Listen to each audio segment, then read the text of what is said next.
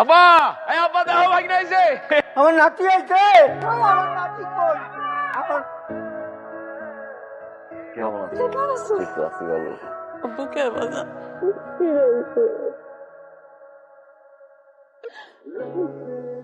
দাদা তুমি কেমন আছো দাদা? ভালো আছি, তুমি কেমন আছো? আমি অনেক ভালো আছি দাদা। তুমি না তো সুখ হয়ে গেছো কেন? তুই ইয়াং হয়ে গেছো আগের চেয়ে। ঘরে যাও, জন্য তার জন্য অপেক্ষা করতে আছে।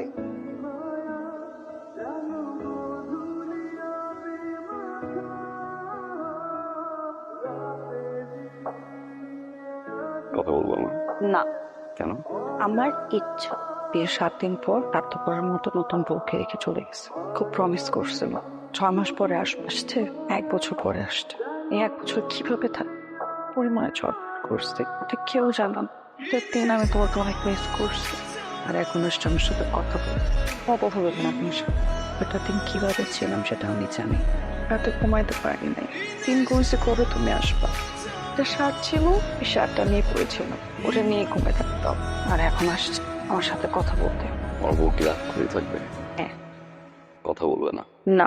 হ্যালো রাসেল, আমি তো আমার বউর জন্য আসছিলাম। ও তো কথা বলতেছে না, রাগ করে থাকবে। আচ্ছা, কালকের ফ্লাইটের টিকিট? তো যাবো না, তো যাবো না। আমি জানি তুমি যাবো, মিথ্যা কথা বলতো তো। যাবো না বললাম তো। কি ব্যাপার, আমার বউটা এত সুন্দর হয়েছে। জ্ঞান করবো না, ঢং করবো। শোনো, আমি তোমার জন্য রান্না করছি, সব আমি নিজে রান্না করছি। বেশি এসো, খাবা, আসো। মা, তোমার জন্য হিজাব, জায়নামাজ আনছি। তোর ফোন? আরে যা দিছে ওইটা নিয়ে শুকরিয়া আদায় কর। পড়াশোনা তো নাম নাই, আবার আইফোন। আইফোন একটু দাম বেশি হয়ে যায়। আপাতত চালা, পরের বার আমি আইফোন নিয়ে আসবো। পরবার কিন্তু ভাই আইফোন আনতে হবে ভাইয়া। ভাবি মোবাইল আনছে, মোবাইল। তাহলে আরো বেশি খুশি হইও। আর কি দরকার ছিল আমার জন্য আবার? এই ঘড়িটা আপনার জন্য। ঘড়ি তো মামির জন্য কিছু আনস নাই? মামির জন্য বুনেন আর এই সাবান।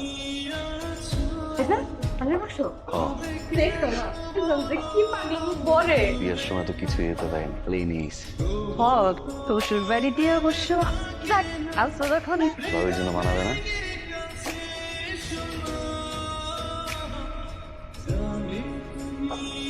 ঘন্টা ধরে এয়ারপোর্টের গিরিলে এইভাবে খাড়ায় ছিলাম, অপেক্ষা করছি ভাই না কখন আইবো। আপনি আইলো, এত বড় লাগে লইলো, এইগুলো কান্দে লইয়া আমি গাড়িতে করে লইলাম।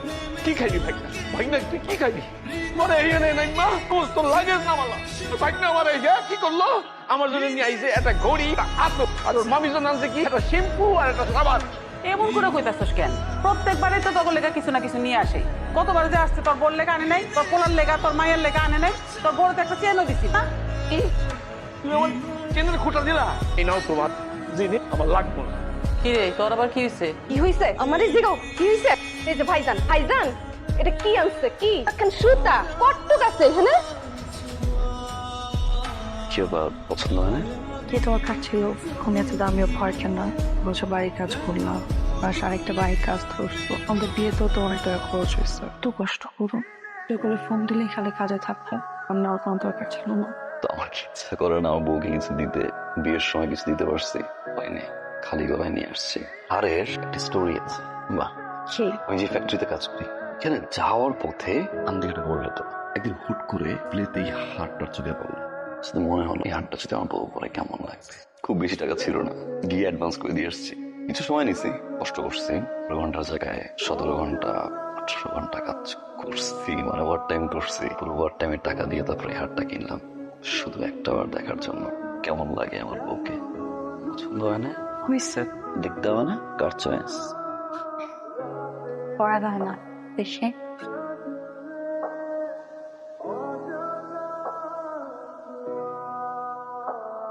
এখন হার আনছে, পয়রা একবারও দেখাইছে আমাকে।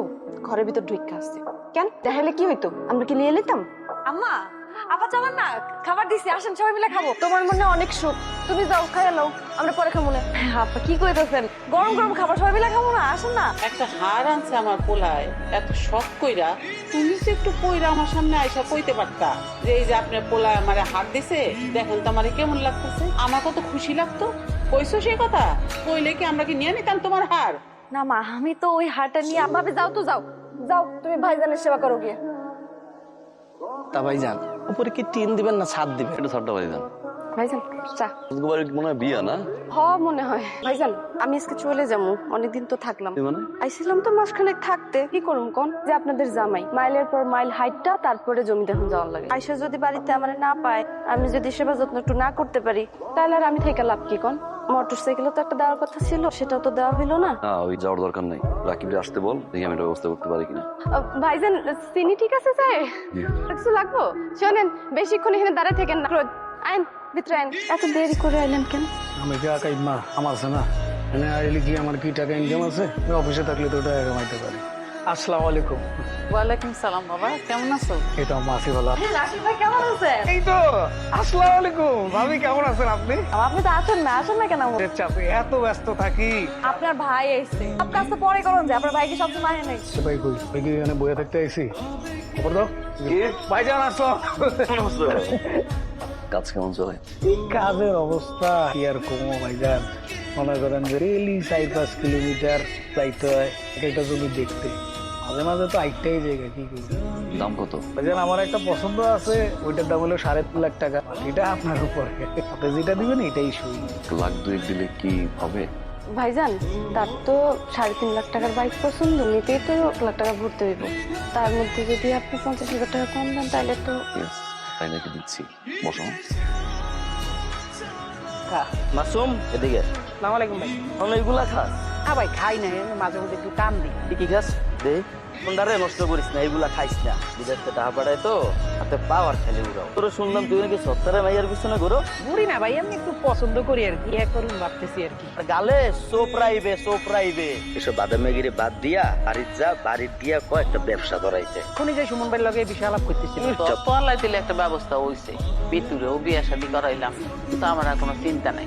এখন একটাই চিন্তা, এটা হলো মাসুমটা নিয়ে। তুমি তো একটা ব্যবস্থা করুন দরকার। একটা ব্যবস্থা মানে? ও পড়াশোনা করবো, আর কি করবো? আল্লাহ না করুক, আমরা যদি কিছু একটা হয়ে যায়। তুই যদি একটা ব্যবস্থা করে দিতিস তাহলে সবচেয়ে ভালো হইতো আর কি। আম্মা, আব্বা মারা যাওয়ার পরে পড়াশোনা না করে কাতারে গেছি, কোনো সার্টিফিকেট নাই আমার।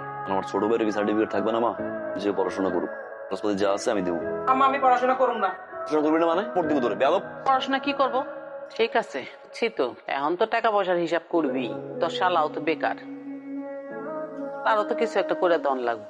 ঠিক আছে, যেটা ভালো মনে করবি সেটাই করবি। কারণ তুমি কি চাও মা?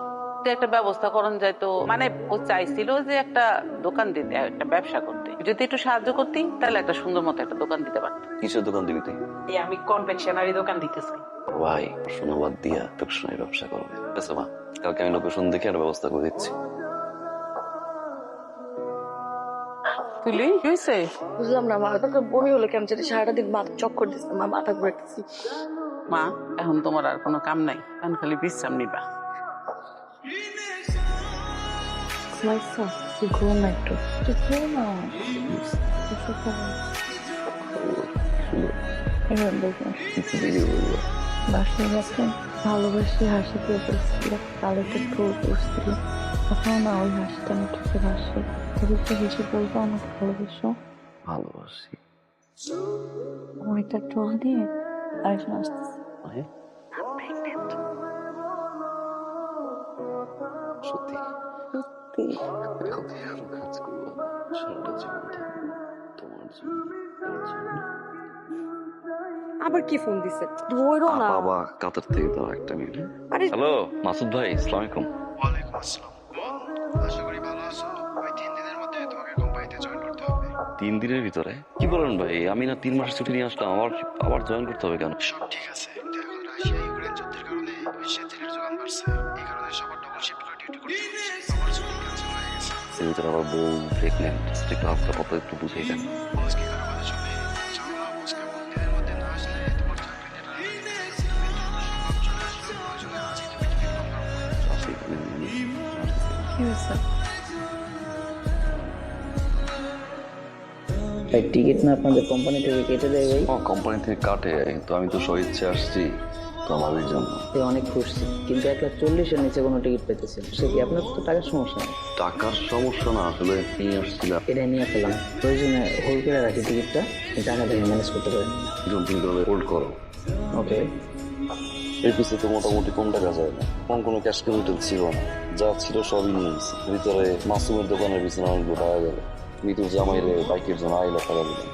সিচুয়েশন এরকম হবে, মোটামুটি মাস খানেকের খরচ তো নিয়ে যাইতে হবে মামা। কিছু মিলাইয়া 1 টাকার মতো শর্ট। সব কথাই তো আমি বুঝলাম রে, তোর অবস্থা আমি বুঝতেছি, আমি কি করব ক? পুকুরে মাছ ছাড়ছিলাম মাছ একটু বড় বড় হয়েছে, তাই দেখি একটু দাঁড়াটা কয় যে আরো মাস 3 লাখ বই মাছ বড় হয়েছে, কত টাকা খরচ করে মাছ ছাড়লাম। তোর কাছে যায় টাকা নিমু, পুকুরে তেলাপিয়া ছাড়ি, মাছ একটু তাড়াতাড়ি বড় হয়, বাড়ি গ্রামে একটু হাত দিতে কাছেও নাই, আমার কাছেও নাই। মামা তাইলে তুই খাওয়া দাওয়া করে যা, একটু বাড়িতে যাবো, ব্যবস্থাটা করতে হবে না? যা, আল্লাহ ভরসা। আইসে আমার টাকা কই কই খরচ করছে, বনাইছে আমার কাছে। জলিল বাকি হইল 570। এটা তো শুনতেছি। মাসুম, আরে ভাইয়া এদিকে কেন ভাইয়া? বন্ধু বান্ধব নিয়ে কি দোকানের সামনে? আগে বন্ধু বান্ধব আছিল, এখন তো কাস্টমার। ব্যবসা কেমন চলে? ব্যবসা পুরা রমরমা, বাকি আর বাকি দিয়া পুরা ভরা লাইছি। বাকি দিলে ব্যবসা চলে? সমস্যা নেই ভাইয়া, তা বন্ধু বান্ধব তো 1 মাস 2 মাস 6 মাসের ভিতরে দিয়ে দিবই। দিয়ে কোনোভাবে গিয়েই পাঠাই দিতাম, 1 লাখ খানেক টাকা কি বের করা সম্ভব? এটা কি কইলা ভাইয়া? কতগুলা অর্ডার কাটে রাখছি ভাইয়া, কতগুলা কোম্পানির মাল আইবো। ভাবছি তোমার 50,000 টাকা চাম, তুমি যদি আমার কাছে 1 লাখ খানিক টাকা চাও, এটা কি হয় ভাইয়া? তাই এমনি বাকি রেখে দিস না, আর থাক, তাড়াতাড়ি বাড়ি আয়। এম ভাই তো ঠিকই কইলো, ভাইয়া তো আসলে বাদলা গেছে, ভাগ্যিস দোকানটা দিয়ে দিলাম, না হলে আমার কি অবস্থা হইতো।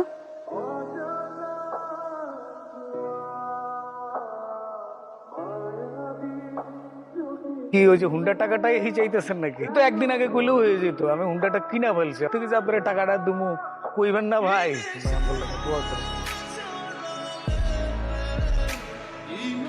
এতক্ষণ করছি না, তোমার কি বলছি না সন্ধ্যার পর কোথাও থাকবা না? আমার ভালো লাগে না, অস্থির লাগে। সরি ম্যাডাম, আমার ভুল হয়ে গেছে। আগে ছোট হয়ে আছে না, মাসুম নতুন দোকান দিতে, তো ওই হিসেবে যাওয়া একটা কর্তব্য না?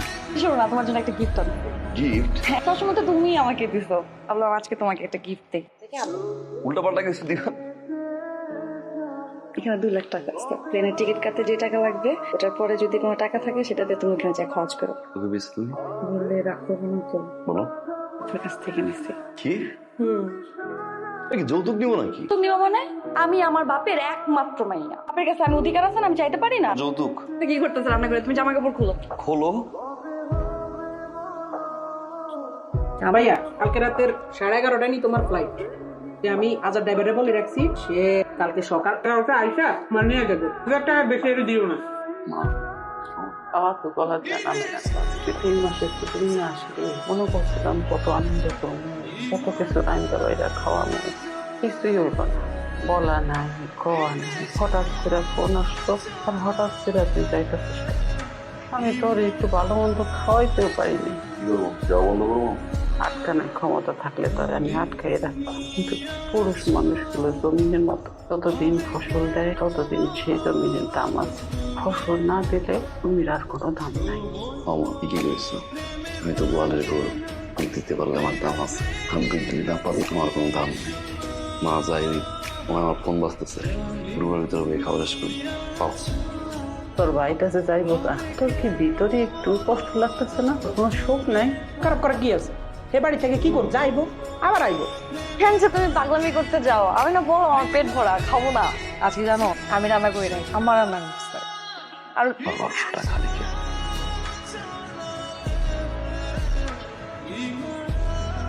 স্টক করে কষ্ট করে হাটটা কিনছি।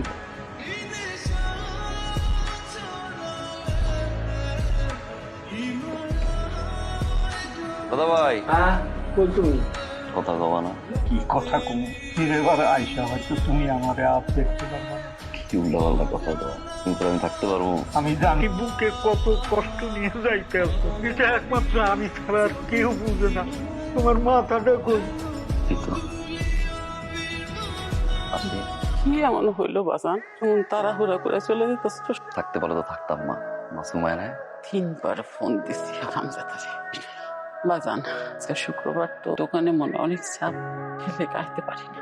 তুই এবার এটা নিয়ে কোনো মন খারাপ করিস না। বৃষ্টির অবস্থা ভালো না, সময় তো ফোন করতে পারবো না, ফোন করতে গেলে একটাই চাও না, মিলেমিশে থাকবো, সুখে থাকবো। রোল শিফটের কাজ না, 18 ঘন্টা 19 ঘন্টা কাজ, আর সময় পাই না। শরীর ব্যথা, গা ব্যথা। একজন প্রবাসী সে যে কত কষ্ট করে, স্যাক্রিফাইস করে তার পরিবারের জন্য, তো সে জানে। কষ্ট বুঝলে যাই মা, জানো যখন ভিডিও করে দেখি তোমার সবাই হাসি মুখে আছে, তোমাকে যার যা লাগে তোমরা জানো না, জানি না কবে আবার হাসি পূরণ করো, সবার সব চাহিদা পূরণ করো। মা, যে মেয়ের স্বামী বিদেশ থাকে তার উপর দিয়ে যে কত কষ্ট যায়, এটা মারা যাওয়ার পর থেকে মনে হয় এটা তুমি বুঝো। পার্থক্য শুধু একটাই, ও ভিডিও কলে কথা বলতে পারে, তুমি পারো না। তুমি পারো তোমার ভালোবাসা একটা পূরণ করো। যাই মা, ফ্লাইটের সময় হয়ে গেছে, পাসপোর্ট সব ঠিক আছে। যাই ওই